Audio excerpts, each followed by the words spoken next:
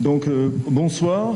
Alors, tous les ans, le groupe français des pesticides a la lourde charge de délivrer un prix dit prix Phytopharma pour une thèse qui a été soutenue dans les maintenant 2 années précédentes. Donc, pour cette session-là, c'est les thèses qui ont été soutenues en 2012 et en 2013 sur des sujets qui concernent les produits phytosanitaires. Alors, cette année, il y a eu 12 candidats qui se sont présentés, qui présentaient des thèses sur des sujets très variés, qui allaient des méthodes d'échantillonnage et d'analyse, comme les PO6, sur des tests de nouvelles formulations, sur des mécanismes associant structure et propriété des molécules, sur de la modélisation de transfert de pesticides à l'intérieur des bassins versants, sur des problèmes de résistance aussi et d'adaptation des traitements phytosanitaires, que ce soit insecticides ou fongicides, et même une thèse de sociologie sur le comportement des jardiniers amateurs vis-à-vis des pesticides. Donc un choix très large cette année de sujets de recherche sur des thèses. Donc nous avons la qualité des thèses était d'un très bon niveau cette année encore, hein, comme c'est le cas depuis quelques années. Hein. Enfin, j'ai pas une mémoire très longue sur le sujet d'ailleurs, donc je ne préjuge pas de ce qu'il y avait avant.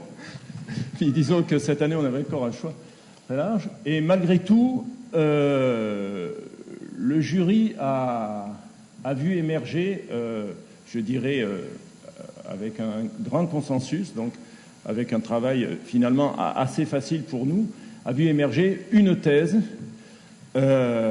qui sortait du lot malgré la grande qualité des autres thèses. Hein. Et encore une fois, cette thèse sortait d'une filière de recherche qui a été récompensée aussi une ou deux fois les années précédentes, hein, au cours des. Donc ça récompense un sujet de thèse, mais apparemment aussi, finalement, une filière de recherche.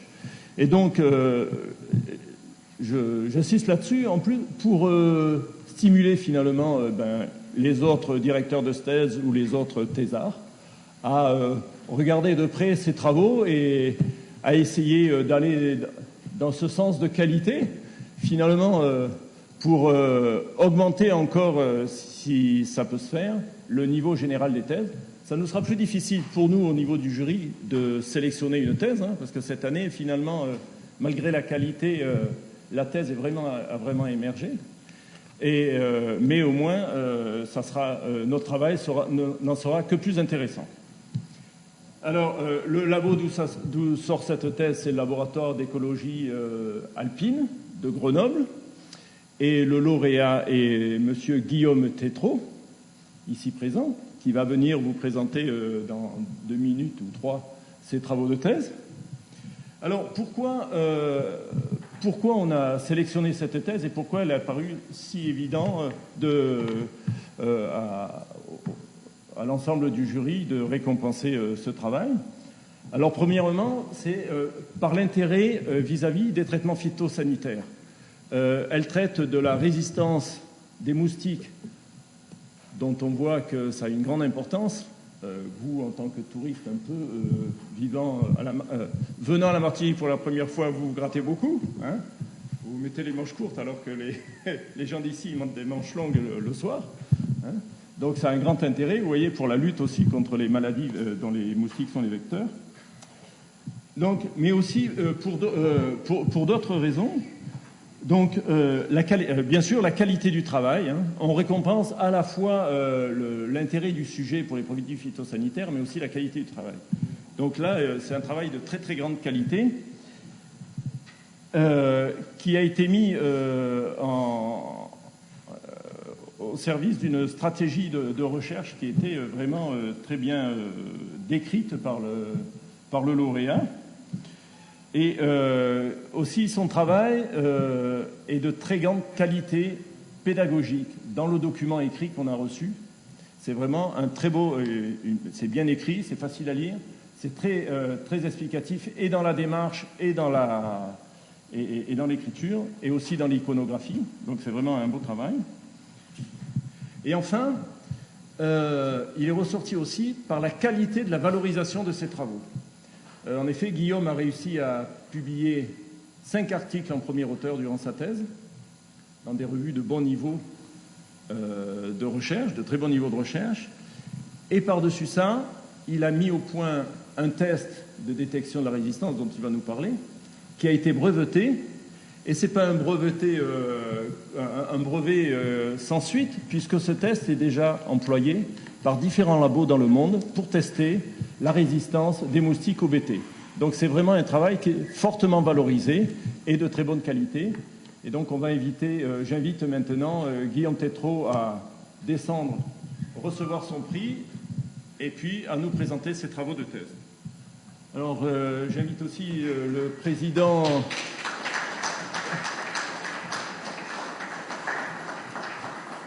le président du GFP à venir remettre le prix. J'aurais préféré qu'on l'écoute avant de remettre le prix quand même. Pardon ? Qu'est-ce que ça dit ? J'aurais préféré qu'on l'écoute avant de remettre le prix. Ah ben c'est... D'accord. Non.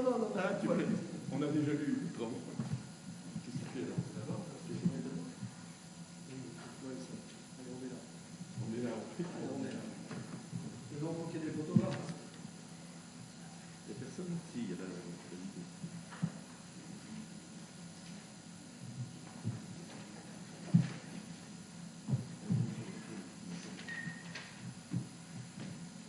Bon, Guillaume, c'est avec un grand bonheur que te remet ce prix, le prix Phytopharma, qui a été initié par une personne qui va faire une conférence tout à l'heure. Donc l'idée, apparemment, j'ai cherché dans toutes les archives, l'idée c'est de Jean-François Narbonne, à l'époque, en 1989. Donc c'est lui qui a eu l'idée de lancer ce prix Phytopharma, et depuis, pour récompense, et puis on a eu aujourd'hui quelqu'un qui avait déjà eu le prix Phytopharma il y a quelques années, en 2008, qui était ici. Elle est là. Par le micro, on entend. Pardon. Donc on a eu, donc je ne sais pas si vous m'avez, donc je reprends un tout petit peu. Donc depuis 1989, on décerne un prix Phytopharma. Le GFP décerne ce prix Phytopharma. L'origine du prix Phytopharma, j'ai regardé dans les archives et il apparaît que c'était Monsieur Narbonne qui va faire une conférence tout à l'heure, qui était à l'origine de cette idée-là. Et cette idée, elle a été poursuivie. Et tous les ans, quand on a suffisamment de thèses, on remet un prix à la meilleure thèse. Voilà, cette année, notre travail n'a pas été trop difficile, comme l'a dit Laurent, puisque cette thèse-là, François, pardon, puisque cette thèse-là est vraiment exceptionnelle. Donc on va voir si l'oral est aussi bon que l'écrit. Alors, juste un petit mot supplémentaire. Donc, il y a un beau diplôme pour le prix qui pourra afficher dans sa salle à manger. Mais ce prix est aussi assorti d'une récompense financière. Alors, c'est un prix qui est financé depuis le début par Bayer Crop Science. Enfin, pas depuis le début par Bayer Crop Science, parce qu'avant, c'était la société française qui a été rachetée par Bayer. Alors, Bayer a bien une voix dans le jury, mais qu'une voix. Donc, vous inquiétez pas, c'est pas de l'achat de futurs diplômés ou du jury. Donc, c'est bien indépendant la récompense est indépendante de la décision du jury. Hein. Voilà, donc au nom de Bayer, parce que la société n'a pas pu se faire représenter cette année, leur représentant était problème de santé probablement, donc il n'est pas venu. Donc au nom de Bayer, et pas au nom du GFP, je lui remets symboliquement la récompense du prix. Voilà. Et puis, comme on est en Martinique, eh bien, le GFP a fait un petit effort et voilà.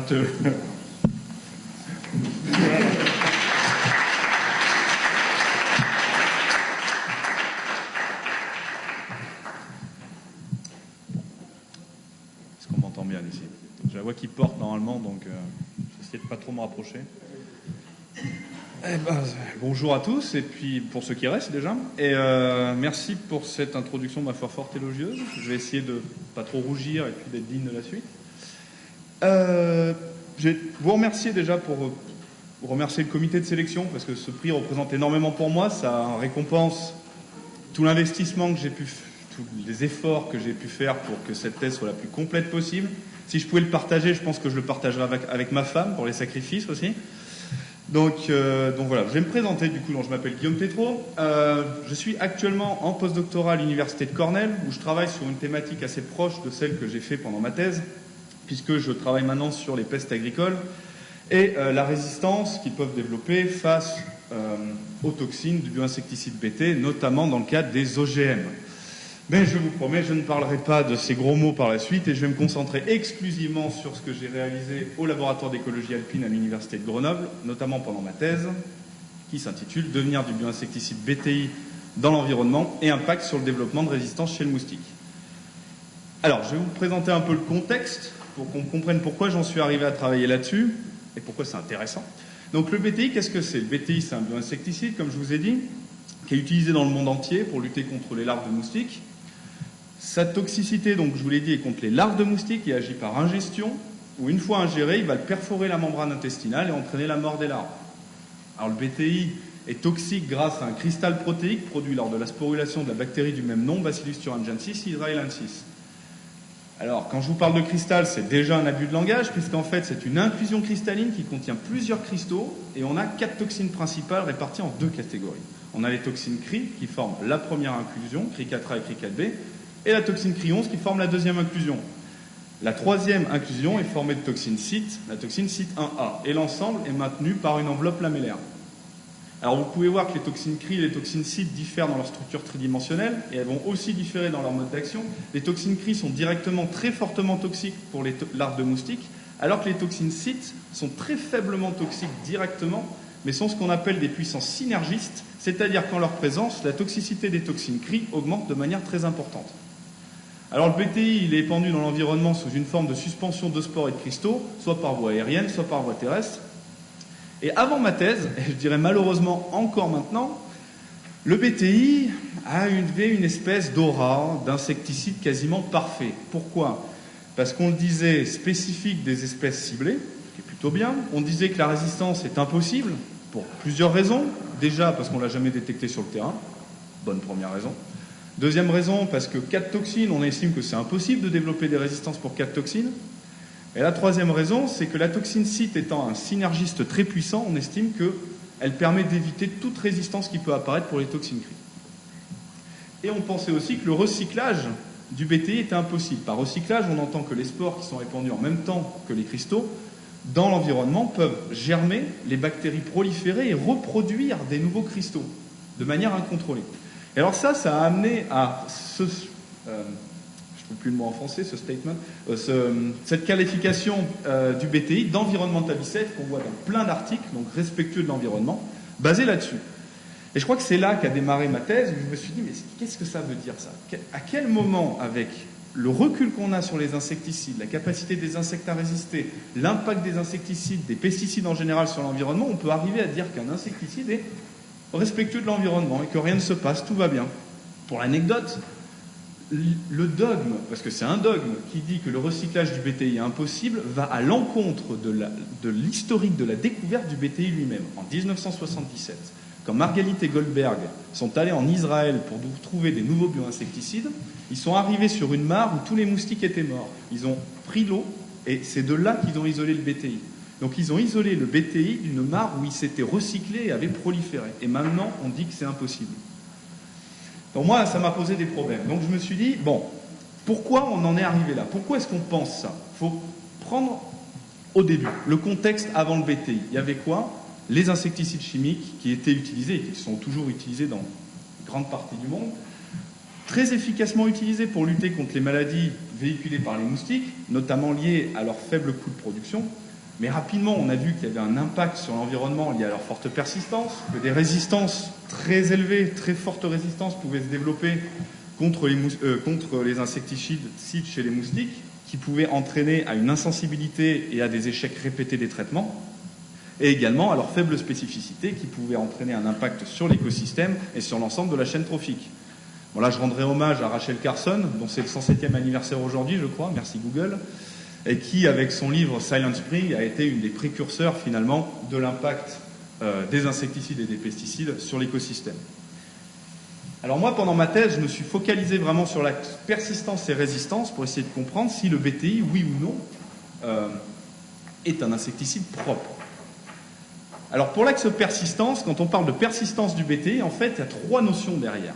Il y a la persistance de l'activité insecticide, qu'on appelle l'activité résiduelle, la persistance de la forme persistante de la bactérie, la spore, et la persistance du cristal protéique toxique. Alors pour ce qui est de l'activité insecticide, c'est assez simple à suivre. On va faire des DEC, on va aller échantillonner des sols, des litières végétales, de l'eau, on va exposer les moustiques et on va directement avoir accès à la toxicité de l'échantillon. Généralement, pas très sensible comme test, mais toxicité directe quand même. Et alors là, la littérature et sa fourmille de références. Et vous allez avoir autant de références que vous avez de cas particuliers. Vous allez avoir des persistances de plusieurs jours, de plusieurs semaines, de plusieurs mois, quand même pas de plusieurs années, personne n'est jamais allé aussi loin. Mais à chaque fois, ce sera un cas particulier. Une eau froide, du courant, une exposition au soleil, présence de matière organique, présence de pollution, tout ça, ça peut affecter la persistance de l'activité insecticide. Alors pour les spores, là on a plein d'outils. On a des étalements bactériens, on a des PCR, moi-même des PCR quantitatifs qui peuvent, dans l'idéal, détecter un recyclage s'il apparaît. On détectera la germination de la spore, la prolifération des bactéries. Par contre, on ne saura pas s'il y a eu production de cristaux, puis ça on ne pourra pas le détecter. Curieusement, sur les spores, il n'y a pas tant d'études que ça, et encore moins de groupes qui travaillent dessus. Et la persistance, en général, elle est de plusieurs mois, ce qu'on peut s'attendre, c'est quand même une spore, et on n'a pas d'accumulation apparente d'une année sur l'autre. Ça veut dire que tout ce qu'on va envoyer dans l'environnement pendant les traitements sur une année ne se retrouveront pas ou n'impacteront pas la présence des spores, la quantité de spores sur l'année suivante. Ça, c'est plutôt rassurant. Et sinon, il sera intéressant aussi de suivre le cristal toxique, puisque c'est lui qui est responsable de la toxicité, et en plus, on pourrait détecter du coup la production de cristal s'il y a eu un recyclage. Et avant ma thèse, il n'y avait aucun outil qui permettait de détecter le cristal pour plusieurs raisons. La première, c'est que le BTI, malgré ce qu'on pense, s'est épandu en de très très très faibles quantités dans l'environnement, et même juste après un traitement insecticide, on est souvent en limite de détection des outils qui sont actuellement disponibles. Et au contexte particulier, on a 4 toxines pour pouvoir les détecter séparément. C'est quand même difficile. Et pendant ma thèse, donc, j'ai développé cet outil et breveté pour pouvoir extraire de manière reproductible et en respectant les proportions de toutes les toxines, ce qui était le plus difficile, et qu'on détecte derrière chacune des toxines avec des anticorps spécifiques par un test immunologique d'ELISA. Mais évidemment, l'idéal, c'est de pouvoir combiner toutes ces approches, combiner toute l'analyse de toutes ces persistances pour avoir une analyse complète du BTI et comprendre ce qui se passe dans l'environnement. Donc, je vais vous parler d'un cas qui a été la base de ma thèse. Dans les années 2000, dans des gîtes à moustiques de la région Rhône-Alpes, plusieurs mois après un traitement insecticide, ont été échantillonnées des litières végétales en décomposition qui ont montré une très forte toxicité pour les larves de moustiques. Cette toxicité était liée à la présence de BTI qu'on a mis en évidence par des PCR ciblant les gènes codant pour chacune des toxines du BTI. Quand on regardait la quantité de spores présentes dans ces litières, on voyait qu'on avait significativement plus de spores dans les litières qu'on a appelées des litières toxiques par rapport aux litières non toxiques. Du coup, on s'est posé la question, qu'est-ce qui se passe au niveau des toxines? Alors dans le BTI commercial, voilà ce qu'on a. La toxine CYT 1A représente plus de 80% de la quantité des toxines au total, suivie par la toxine CRI11, et ensuite les toxines CRI4A, CRI4B représentent 3-4%. Dans nos litières toxiques, en appliquant l'outil que j'ai développé, on s'est retrouvé avec des quantités de toxines qui étaient nettement supérieures que ce qu'on peut avoir juste après un traitement insecticide. De plus, on a vu que les proportions de toxines étaient complètement changées, avec les toxines CRI4A, CRI4B qui étaient minoritaires sont devenues majoritaires dans le mix, suivi des toxines CRI11, et les toxines CYT1A qui représentaient 80% ne représentaient plus que 15% à peu près. Tout ça, ça montre qu'il y a eu, dans ce cas-là, un recyclage du BTI, production de nouveaux cristaux, mais par contre, on ne comprend toujours pas vraiment comment c'est arrivé. On sait que c'est arrivé, mais on ne sait pas comment c'est arrivé. Alors on va se replacer dans le contexte et essayer de comprendre comment ça a pu se passer. Donc ça, c'est un gîte typique de la région Rhône-Alpes, avec de la végétation, de l'eau, nos moustiques, et la litière végétale qu'on peut retrouver au fond, les feuilles qui sont tombées au fond. Donc dans un gîte comme ça, on va épandre notre BTI, suspension de spores et de cristaux. En 24 à 48 heures, le BTI va sédimenter le long de la colonne d'eau et va atteindre la matière organique. En atteignant la matière organique, on a démontré dans un article que le cristal, les toxines, perdent directement leur activité insecticide. Et ça, c'est cohérent avec ce que peuvent voir les gestionnaires sur le terrain, tels que les EID, l'ARS. Au bout d'un certain temps, quand il y a de la matière organique, ils perdent totalement la toxicité. Et ça, c'est très probablement lié à ça. Donc ensuite, on a eu un recyclage des spores, germination, prolifération. Mais par contre, on ne savait pas du tout quels étaient les paramètres physico-chimiques qui pouvaient permettre ça. Est-ce que la présence des larves était indispensable? Récemment, on a publié un article qui montre que la présence de larves est indispensable à la prolifération. Par contre, quand on regarde les paramètres physico-chimiques, c'est un peu compliqué. Et en fait, la matière organique joue un rôle très complexe, puisqu'on a vu que, là on vient de voir, en présence de matière organique, le BTI perd sa toxicité, mais la persistance des spores augmente. Et cette persistance des spores favorise le recyclage en favorisant le temps d'exposition avec les larves. Mais directement, la matière organique ne joue aucun rôle. Si vous mettez de la matière organique avec du BTI, vous n'aurez jamais de recyclage. Donc, encore beaucoup de travail à faire pour comprendre ce qui se passe. Et derrière, donc, on a ces fameuses litières toxiques, et on va avoir une persistance différentielle des toxines, qu'on a montré dans un autre article, et on va obtenir les proportions modifiées que je vous ai présentées tout à l'heure. Et je vous ai dit que du coup, la toxine CYT est présente très minoritaire maintenant. Mais au début, je vous ai dit aussi que la toxine CYT, c'était le synergiste. C'était une des raisons pour lesquelles on n'avait pas de résistance. Qu'est-ce qui pourrait se passer si jamais on avait des moustiques dans ces gîtes qui se retrouvaient à manger ces litières? Être exposés à des proportions de toxines qui ne sont plus les mêmes que dans le BTI. Est-ce que de la résistance ne pourrait pas apparaître? Et c'est pour ça qu'en laboratoire, on a sélectionné une souche d'Aedes aegypti en prenant les larves, les exposant à cette litière toxique pour obtenir jusqu'à 70-80% de mortalité. On a récupéré les survivants, les a laissés se développer jusqu'aux nymphes et jusqu'aux adultes. Et au bout de 30 générations, on a obtenu la résistance merveilleuse de 3,5 fois, ce qui est cohérent avec ce qu'on a dans la littérature et qui est plutôt rassurant quelque part. Donc dans la littérature où ils sélectionnaient au BTI, on a 2 fois, 3 fois pour le même nombre de générations.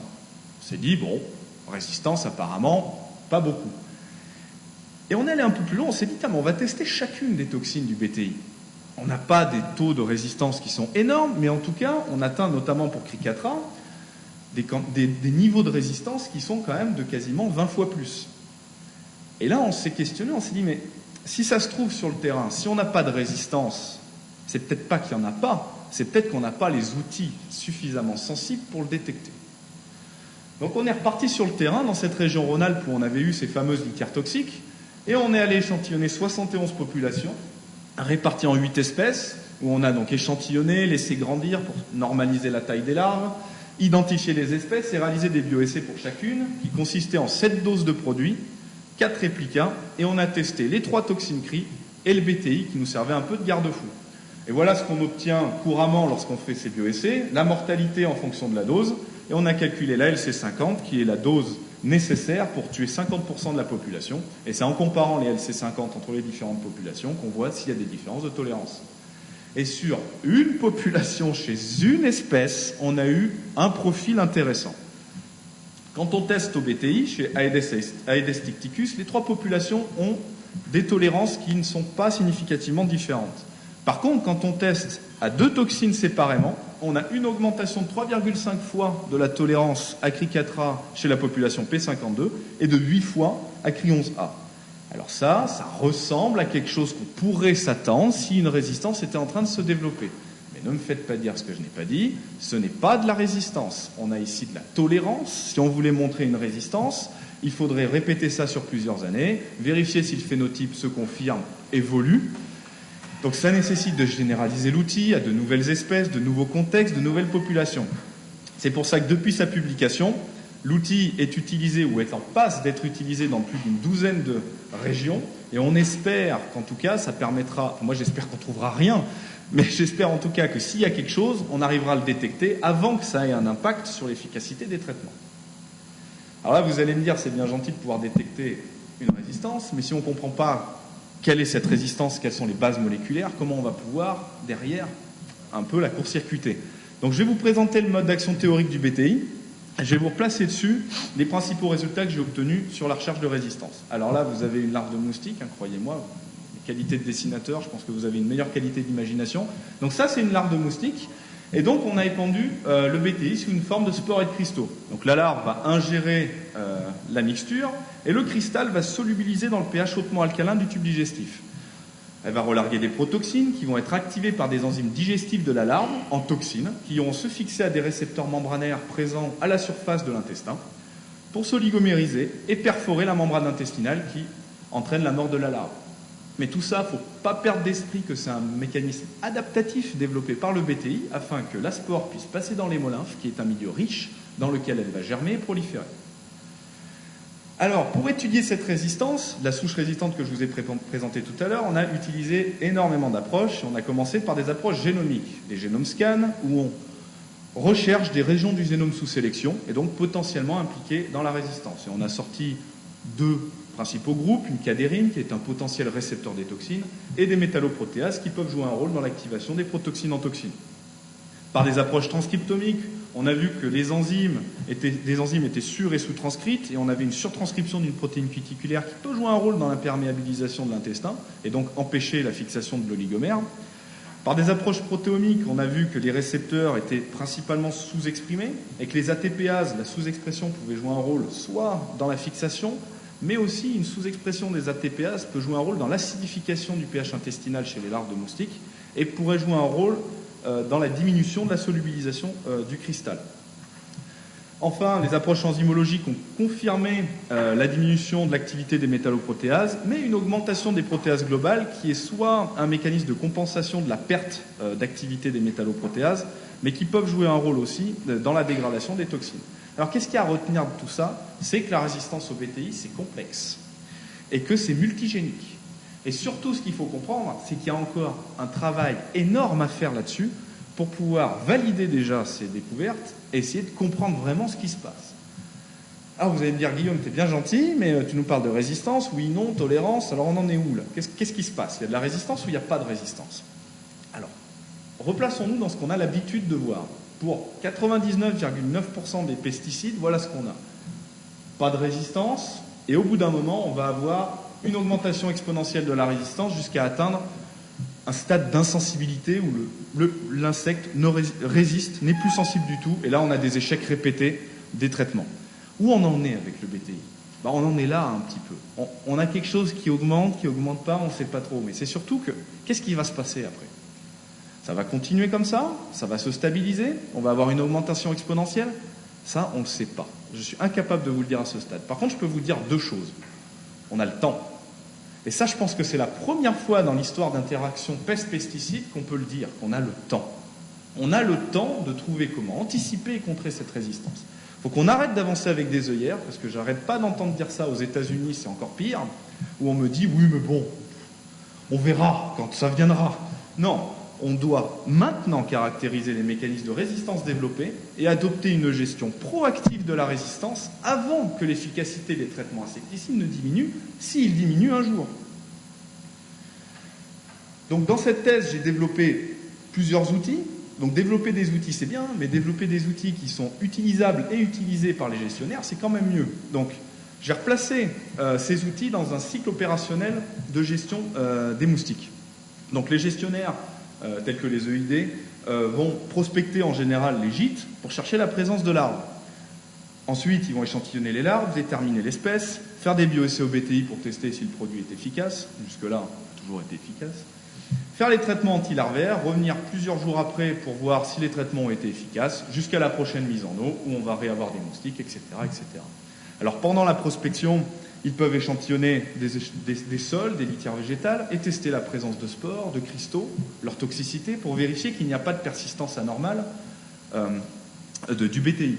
Ensuite, ils peuvent réaliser des bioessais avec les toxines séparées, en parallèle des bioessais au BTI pour avoir une meilleure sensibilité dans la détection de la résistance. Et le jour où, miraculeusement, ou je ne sais pas miraculeusement, on aura trouvé le ou les allèles de résistance, on pourra vérifier dans les insectes résistants et dans ces populations s'il n'y a pas des fréquences alléliques qui sont en train d'augmenter pour ces allèles de résistance qui pourraient faire penser à des résistances en train d'apparaître. Alors le BTI, est-ce que c'est un insecticide parfait? Est-ce qu'il est vraiment respectueux de l'environnement? Pour la persistance dépend de nombreux paramètres. Et moi, je ne pense pas qu'on puisse dire qu'il n'est pas persistant. Le recyclage, on a vu, c'est rare, c'est un phénomène rare. Je continue à le dire, ça a été montré 2 fois sûr et 1 fois suspecté. Mais ce n'est pas impossible.